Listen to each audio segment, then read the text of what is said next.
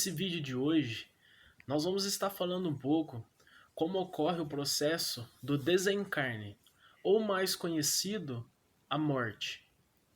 Você já deve ter ouvido falar muita coisa.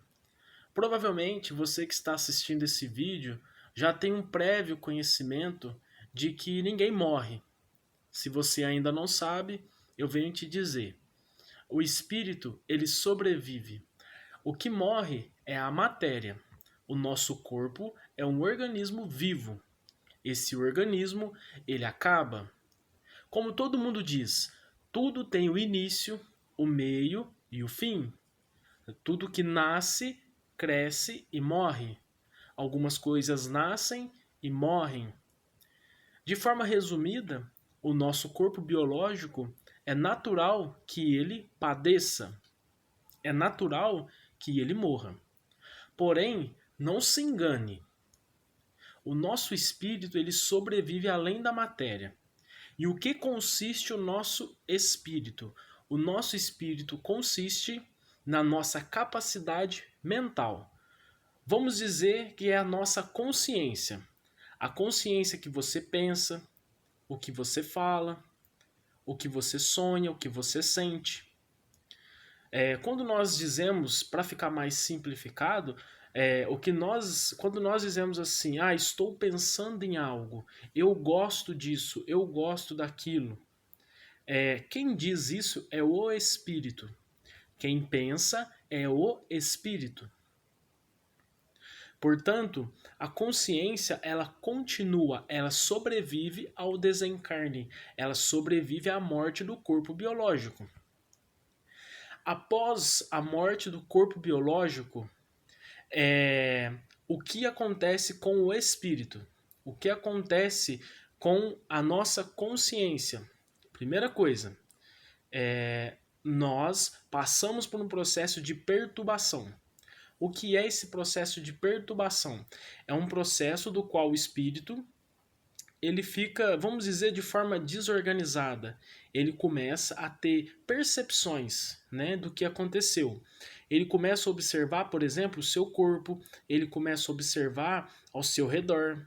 Ele percebe que algo mudou, mas ele não tem tanta certeza do que ocorreu.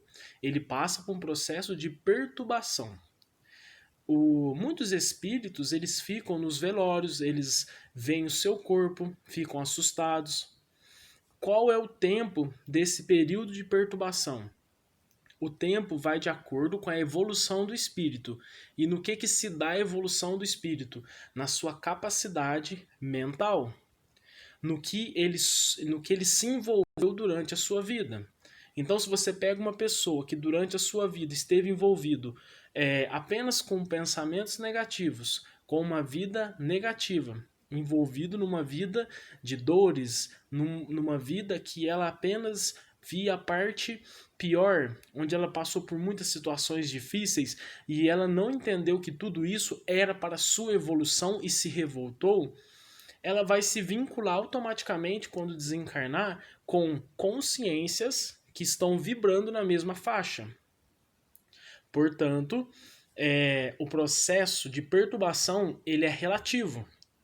Pessoas que já têm a percepção dilatada que existe a realidade espiritual pode passar um pouco menos tempo, mas tudo vai variar de acordo com a própria evolução da pessoa. E isso se dá de várias maneiras. Nós não vamos falar aqui disso para não estender o vídeo, mas o que precisamos saber? Qual é a média da sua vida? Você passa o dia mais feliz ou triste? Se você passa o dia mais triste, envolvido em situações negativas, por exemplo, fofoca, como por exemplo, querendo acusar as pessoas, se você é revoltado com todo o seu passado, se você não respeita a sua história, dos seus familiares, se você vive ansioso pelo futuro, a sua condição espiritual é a mesma. Por quê? A nossa mente é o espírito. Quem pensa é o espírito. Porém, a nossa mente ela é muito influenciada pela matéria. Quando Jesus ficou no deserto, a representação da tentação é justamente a tentação corporal, né? A influência do nosso corpo. Lembra lá, Jesus ficou 40 dias no deserto, né? E depois teve fome. Logo na sequência, o diabo aparece, aquela representação do diabo. Para quem acredita ser o diabo, tudo bem, mas vamos trazer para o campo mental, né? Para o campo espiritual. É a própria sensação do corpo, as próprias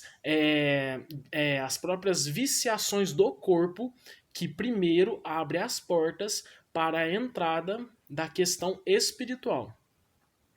Portanto, ao sabermos que o espírito passa por esse processo de perturbação, que pode durar dias, semanas, meses e anos, como passar pelo período de perturbação de forma mais rápida? Vivendo uma vida feliz, uma vida sem revolta. E como viver uma vida sem revolta? Existem várias maneiras. A religião é um dos caminhos. Mas existe, por exemplo, terapias até naturalistas, existe terapias, por exemplo, a hipnose, existe psicólogos, existe várias maneiras que você pode estar fazendo para sair de uma zona negra e caminhar para uma zona de luz. Todos nós vamos variar. Ora estaremos no momento bom, ora estaremos no momento ruim. Porém, a tua vontade de permanecer na luz é o que vai garantir a menor, né, parcela de tempo na perturbação espiritual. Bom, o que acontece também quando o espírito sofre um acidente, quando a pessoa sofre um acidente? É dolorido? Não é. O desencarne não é dolorido. A separação da alma do corpo não dói. Ela é muito rápido. O espírito normalmente ele sofre mais durante a vida do que no momento da morte.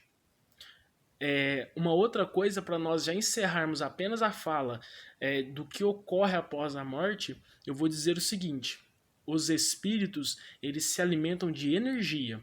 Quando você faz um ato de oração, oração é falar, né? A fala.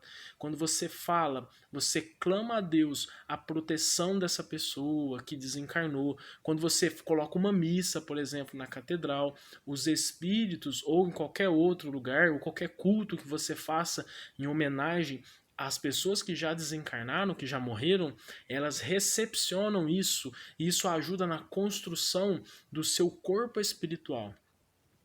Né? No vídeo de hoje, apenas para a gente saber, o espírito, a pessoa assim que desencarna, ela passa por um processo de perturbação. Esse processo de perturbação pode demorar um dia, uma semana e até anos. É um alerta para como nós estamos vivendo. Jesus dizia que ele veio trazer o reino dos céus no coração dos homens. É para que quando nós desencarnássemos, nós já possamos entrar no reino dos céus. O reino dos céus ele começa na terra e prossegue no mundo espiritual. Este é um vídeo introdutório deste tema. Vai ficar muitas dúvidas, mas no decorrer dos próximos eu vou detalhar ainda mais cada ponto. Lembrando que a vida espiritual é uma realidade da qual você não precisa colocar para boca abaixo. Você não tem que aceitar nada do que eu estou dizendo. É apenas uma questão de dilatar as percepções para entrar conteúdos novos na sua mente. Entrando conteúdos novos, você clareia as suas percepções e automaticamente aquilo que já existe dentro de você transborda. A ideia é transbordar. Tá bom? Então, que Deus, que Jesus te proteja e até o próximo vídeo.